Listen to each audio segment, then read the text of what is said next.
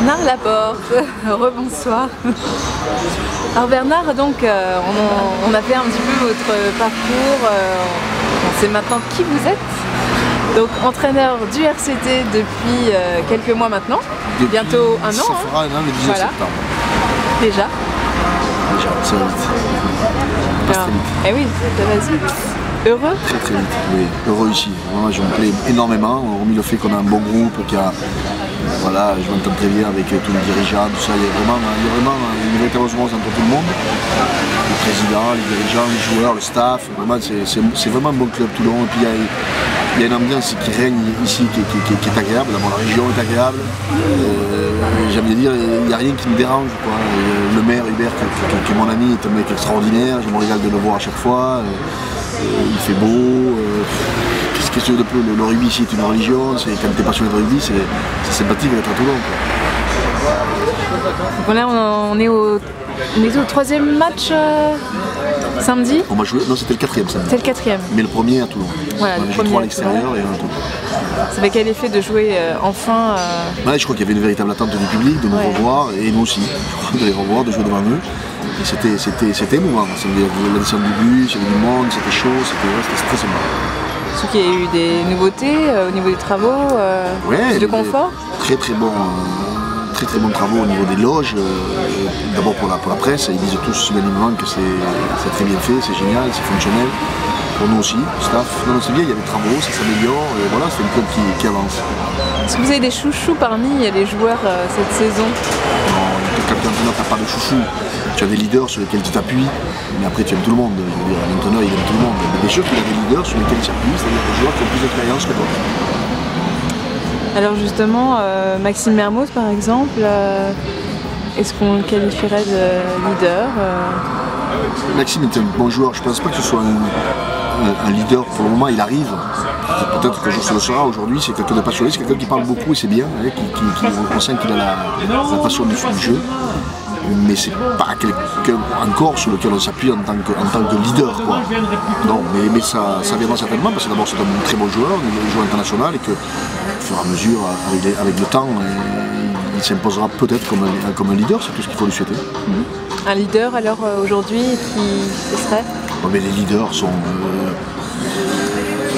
les anciens un petit peu, si on prend en première ligne, c'est vrai que Sébastien Moineau est un leader, Bakis Bota est un leader, Chris Mazoé est un leader, Giovanni Kerr, bien sûr, le capitaine est un leader, Sébastien Tégisbourg est un leader, Johnny Wilkinson, ce sont des joueurs sur lesquels on s'appuie parce qu'ils ont une certaine expérience et qui jouent à des postes aussi qui sont des postes stratégiques où on a besoin d'influencer le jeu, donc c'est pour ça qu'on parle souvent avec eux. On a appris le retour d'un joueur qui a priori va faire son retour sur Toulon. Moi non.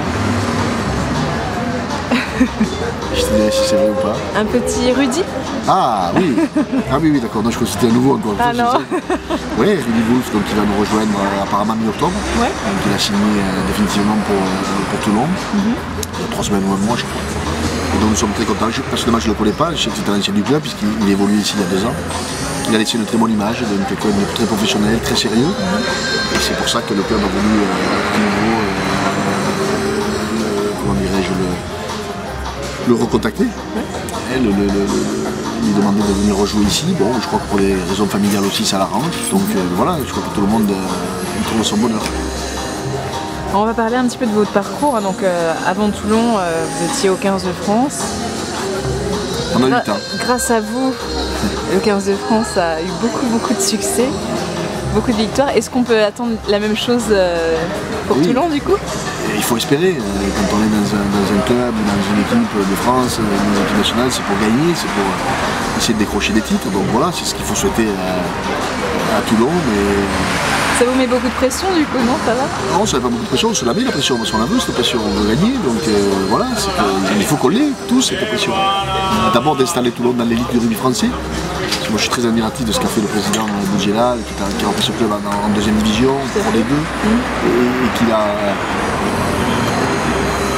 fait grandir, avec il y a 2 ans une demi-finale, une finale, enfin il y a 3 ans, l'an dernier 2 finales. Donc voilà, donc il faut installer le rugby français, ce club dans l'élite de rugby français. C'est vrai que c'est pas facile, puisqu'entre il y a 3 ans et il y a 2 ans, le club avait chuté, ils n'étaient pas qualifiés, donc on ne faisait pas l'Age Cup. Je crois que ça c'est pas possible quand on veut faire grandir un club, il faut à chaque fois que ce club soit dans l'élite, et de l'élite c'est dans les 4 premiers, dans les 5 premiers, et donc si tu es dans les 5 premiers, 4-5 premiers, tu peux gagner le titre de champion de France, c'est aussi simple que ça, et ça te permet de faire l'Age Cup l'année d'après, donc c'est ça, installer un club dans l'élite, faire en sorte que tu comptes chaque année. Un meilleur souvenir pendant justement ces années au 15 de France?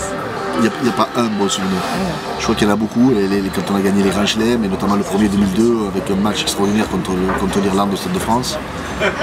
2004, quand on bat l'Angleterre pour le dernier match, où on fait les grands chelems aussi, alors qu'ils sont champions du monde en titre, c'est des bons souvenirs. Quand on bat les Blacks, bien sûr, en quart de finale de la Coupe du Monde 2007 au Millennium à Cardiff.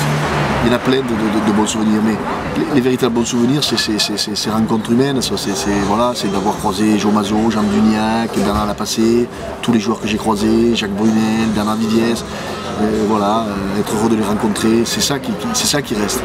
Les coupes, moi je ne suis pas quelqu'un qui garde les titres, etc. Pour moi, le côté matériel ne m'intéresse pas. Ce qui m'intéresse, c'est justement d'avoir des relations avec ces gens. Quand je vois Raphaël Ibanez qui entraîne Bordeaux, plaisir de le croiser, ça a été mon capitaine, ça fait plaisir de le croiser, de le voir là. Et bien sûr, je lui souhaite bonne chance en espérant qu'il ne gagnera pas contre nous, c'est évident. Mais je lui souhaite bonne chance dans son nouveau métier. Et voilà, c'est ce qui reste, c'est ce qui doit rester des aventures humaines. Donc un entraîneur, c'est surtout quelqu'un qui montre l'exemple, hein? Ouais, pour moi, un entraîneur, ça doit montrer l'exemple. Jacques Fourreau, que j'ai beaucoup admiré, disait un entraîneur doit être entraînant, il avait raison. C'était votre mentor? Oui, indirectement, c'était quelqu'un sur lequel je me suis beaucoup appuyé. J'ai vu son énergie, je m'identifie beaucoup à lui, effectivement, c'est quelqu'un que j'ai beaucoup aimé. Vous avez vu aussi en politique, hein, donc à partir de 2007, quand le gouvernement Fillon. Oui, 2 ans au gouvernement de François Fillon. Comment ça s'est passé C'était bizarre pour moi, effectivement, parce qu'on m'aurait dit un jour tu seras secrétaire d'État au sport, tu participeras à des conseils des ministres, etc. Je me disais mais c'est pas possible ça. D'abord c'était pas ma voix, c'était pas mon désir, c'était pas mon envie. Et puis bon, j'ai rencontré Nicolas Sarkozy en 2004 et au fur et à mesure où les années passaient, on se voyait, j'ai sympathisé avec cet homme que j'aime beaucoup aussi. Parce qu'il a l'énergie, il a l'engagement, il a la volonté, le souci de l'autre aussi, c'est ce qui m'a plu chez lui. Et effectivement, quand il m'a dit j'ai besoin de toi, il faut que tu viennes au secrétaire de sport, j'y étais avec un grand plaisir parce que c'est quelque chose de merveilleux, découvrir l'Assemblée nationale, le Sénat, quand tu fais pas de politique. Et voilà, moi je jouais dans notre stade et à notre jeu. C'était merveilleux, j'ai passé 2 ans extraordinaires, même si des fois c'est pas toujours facile la politique, mais sincèrement quand tu es au sport, c'est pas quand même toi qui change la vie des Français malheureusement. Et il y a des ministères qui étaient beaucoup plus importants et être au sport, s'occuper des Français, monter des projets, définir des objectifs, c'était aussi très sympathique. Alors, on va parler un petit peu de ce qui se passe dans le sport. On a parlé de Lance Armstrong récemment. Qu'est-ce que le dopage représente pour vous dans le sport? Bon, ce que je trouve regrettable chez Lance Armstrong, c'est que ça arrive 10 ans après. Je crois qu'effectivement, quelqu'un disait on a toujours 10 ans de retard sur les molécules, sur les nouvelles molécules, c'est malheureusement le constat. C'est qu'au-delà, celui qui triche, il faut le prendre à l'instant T. Ça c'est certain. Après, aujourd'hui on n'a pas de preuves. Moi je ne sais pas si c'est dopé, si c'est pas dopé. Moi il faut qu'on me le montre, noir sur blanc, et si c'est ça, effectivement que c'est trop tard. Et par contre il faut changer son image, dire que c'était un tricheur et dire haut et fort. Moi aujourd'hui je ne peux pas le dire, tant qu'on n'a pas de preuves.